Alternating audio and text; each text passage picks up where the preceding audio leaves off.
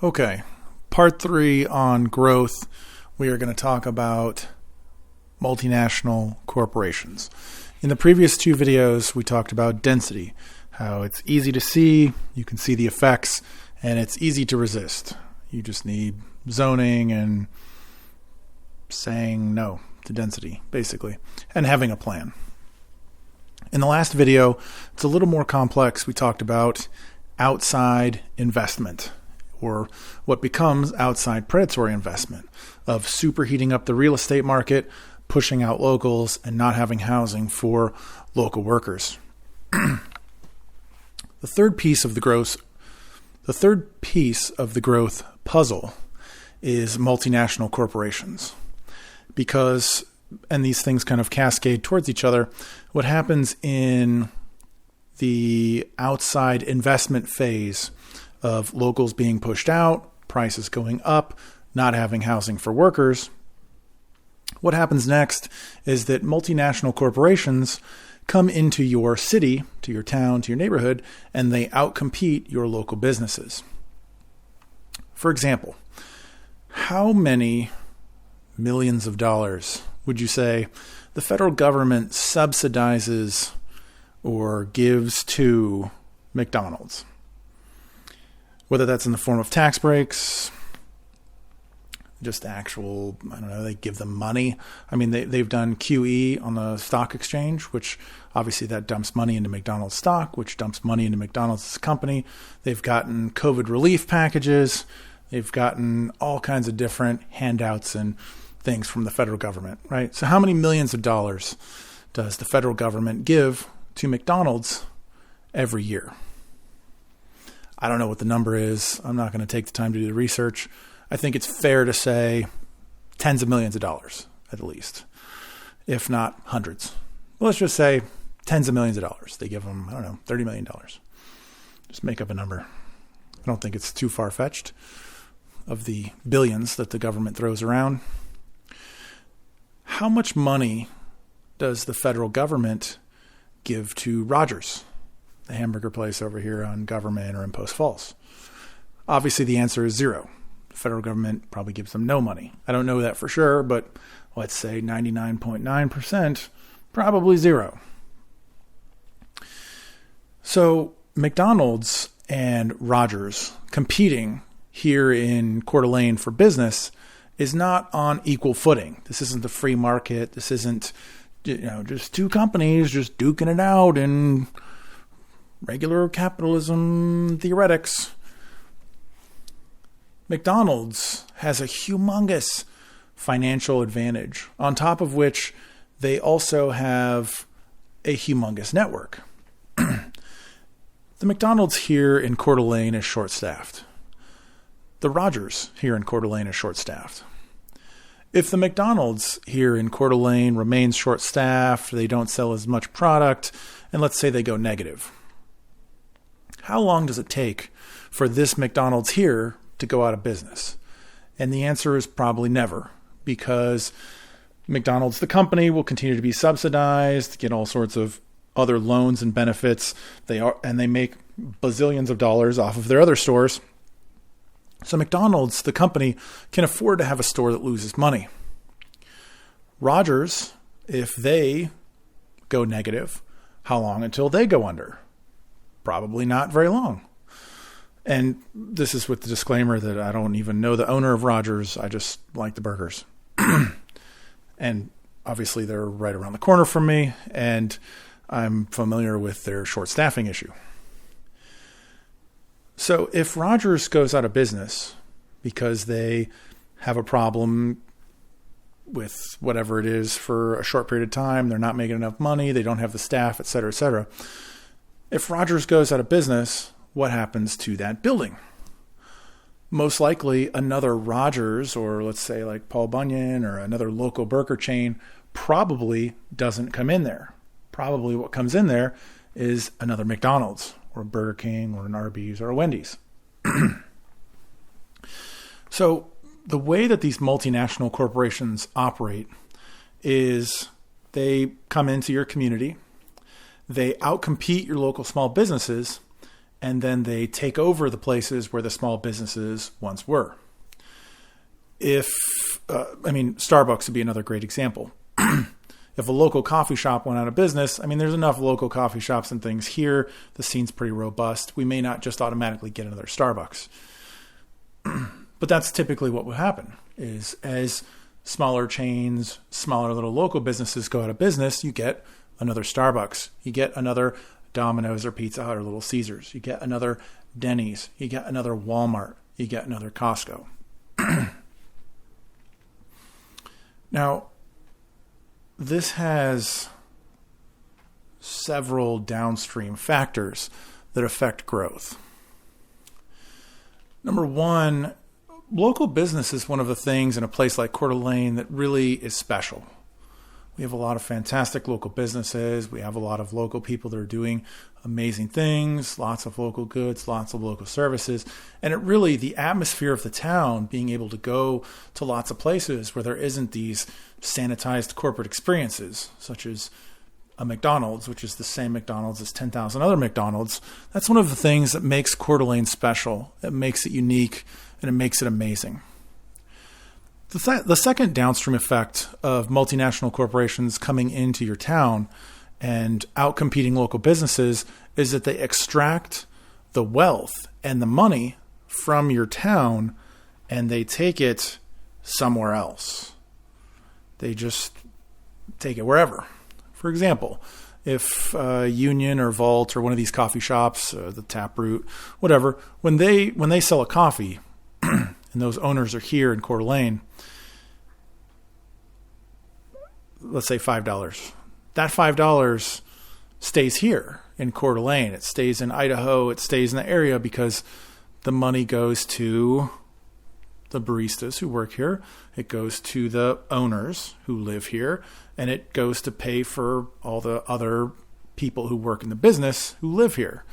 Theoretically, because those are locally owned businesses with local owners that live here. And so theoretically, out of that $5, all $5 of that stays here. People like to make the argument that, Walmart or Costco or Starbucks, well, they're employing people here. So those are jobs here. But they're also extracting wealth from here and sending it somewhere else that would otherwise be here. For example, in the Starbucks coffee, when you spend $5, $2 or $3 of that goes right out of Idaho to Seattle. And it pays for the lawyers or the accountants or the marketers or whomever else, the executives, the managers in Seattle. It goes to pay them. That's how they have a giant headquarter building filled with six-figure earning executives and marketers and salespeople and roasters and whoever else that don't sell anything because that money comes from you. And it goes right out of Coeur d'Alene, right to Seattle, and it pays them. That's, let's say, $2 out of every $5 just leaves the city, leaves the state. So economically, it's not the same. On top of which, a business like Starbucks, let's say, right? They're going to have a business and they pay their lawyers to draft up legal documents for their coffee business, right? Okay, well, that pays the lawyers in Seattle when you buy the coffee there. But when you buy the coffee here from a place like Vault or Union or whatever, and they need legal services, they more than likely pay lawyers here. So that money stays here. That money pays lawyers here in Coeur d'Alene or in North Idaho. When they need to pay marketers, they pay marketers here. I think it was Vault, had a local photographer that shot some local footage for them. But in Starbucks, that money leaves. Some photographer somewhere else does it, and it pays for that. Your money leaves Idaho and pays that photographer, and that money goes somewhere else. So the first thing is that multinational corporations impoverish the local economy by taking from the local economy out of the sales and paying their high-paid workers elsewhere where their corporate headquarters are at.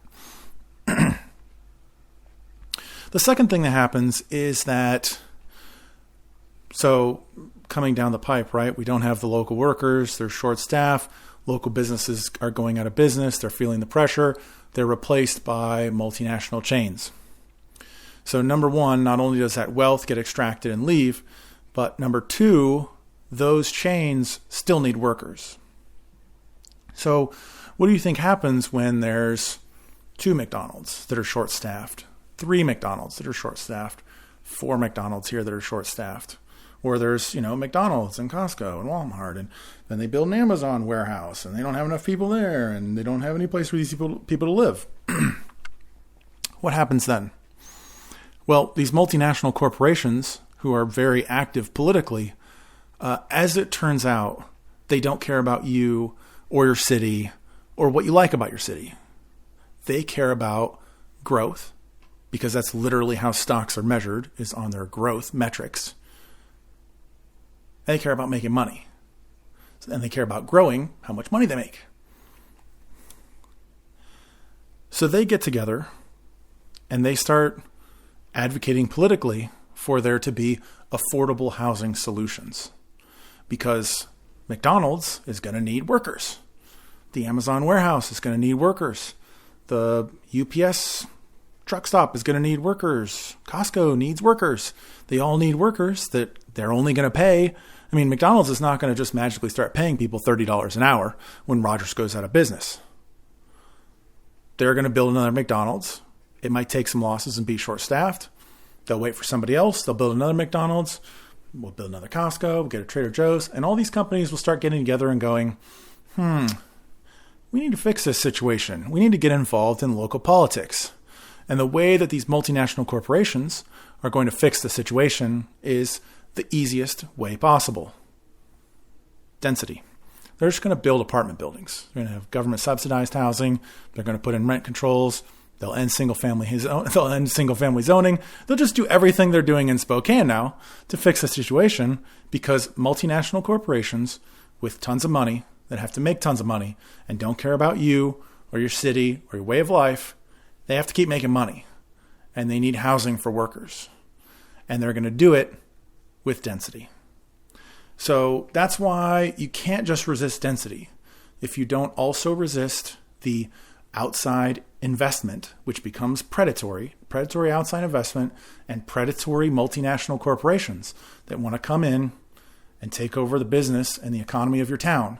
If you don't resist all three of those, then you cannot resist growth. You cannot make it organic. You cannot fix things. I'll talk about this in another video shortly, about various solutions to all of these different things, kind of compile those into one video. But ultimately, if you don't resist also the multinational corporations, resisting density is pointless. It'll push things down the road 5 years. But in the end, McDonald's and Amazon and Costco have a plan for how they're going to get workers, because McDonald's and Costco and Amazon are not going to say, well, I guess we're just going to start paying everybody $30 an hour. They're not going to say that. Or they're also not going to say, well, gee whiz, we're just out of workers. I guess we'll just do less sales. They're also not going to say that. They're going to say, listen, we're all out of workers, and we can all fix this situation by just dipping our toe into the politics here. We can build 10 apartment buildings, and we can fix this situation and just get back to making money, because that's what's important to them. So there are ways to resist this. Obviously, with the zoning, there's probably some tax ways to do this. But this is where, this is why I'm not looking to be endorsed as a Republican, because I'm not trying to just let corporations take over the town. I think we should explore ways to tax them. We should obviously not give them any tax breaks. We should obviously not try to get them to move here. We should be fostering local business. We should be encouraging local entrepreneurs to be taking over vacant spaces. We should be finding ways to, and this doesn't even have to be through the government. I'm not saying this is a government solution necessarily, in finding ways to develop small businesses and develop local entrepreneurs. But that's something that, as mayor, I would be vocal about, that I want people to be doing that. I want to foster small business. local business. I want to be advocating for local business, and I want to be protecting our local businesses. That's another thing with all of the COVID shutdowns, allowing big businesses to continue to operate and shutting down your local businesses. That should be criminal. That is not, we cannot have those kinds of situations. There's no such thing in my Coeur d'Alene. There's no such thing as an unessential business. No local businesses are shutting down if Walmart and Costco aren't shutting down. I realize Walmart's in Hayden. But if Costco's not shutting down, nobody's shutting down. It should be criminal for the government to punish its own neighbors, its own residents and citizens that are making a living. We cannot have that. The government needs to be protecting and advocating for local business. And that is one of my passions living generally. I will go to great lengths to avoid giving Amazon $10 for a book. Great lengths. I bought a PDF and printed a book at UPS a couple months ago just to avoid giving Amazon the $10. It's been a passion of mine for a long time, but it has to become something that the government is involved in, and it has to become something that the culture is involved in. And I'll say that as well. I'm sure a lot of people will accuse me of wanting big government solutions and communist solutions and this and that and the other. As I said before, I'm a localist. I think the government should be doing what's good for the local people. Whether that's something that you think is right or left, it doesn't matter to me if it's a net benefit for the city as a whole. But part of these solutions are also cultural. For example, multinational corporations. You can't have a robust local economy where all of our neighbors and friends are making great livings if everyone just goes and spends all their money at Costco and Amazon. Every time you drive by that Costco and you see the parking lot full, just imagine a big vacuum hose right out the top of the building to Seattle or wherever else are corporate offices. Because that's what's happening. They're taking money from us. Not that we don't get things. You're obviously buying things. You're getting things in return. And I shop there as little as possible.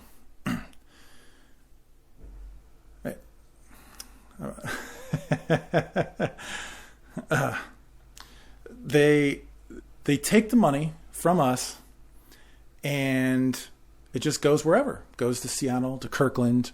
It goes wherever their corporate offices are. So they're taking that money out of here. Okay, it's a drain on the local economy. And when there becomes enough of them, and they ruin enough small businesses, and they decide to dip their toe into the politics, they will simply solve the local worker housing problem by just building apartments, putting in rent controls, doing whatever they want so they can get back to making money. And they don't care about you. They don't care about what you want. They don't care about your city. They don't care about your culture. Because if they did, they wouldn't have gone around ruining hundreds, thousands of small businesses already. They wouldn't have gone around sanitizing all these towns and turning them into atomized zombie consumer suburbs. If they cared about cultures and communities and towns and people having nice lives. They don't care. So, you have to resist the density. You have to resist the outside predatory investment money, and you have to resist the outside predatory multinational corporations.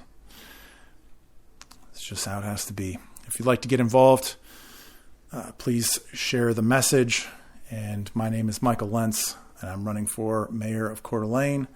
StrongYoungMayor.com is how you can get involved. I'm not asking for any donations, just your time and your help if you want to keep Coeur d'Alene special.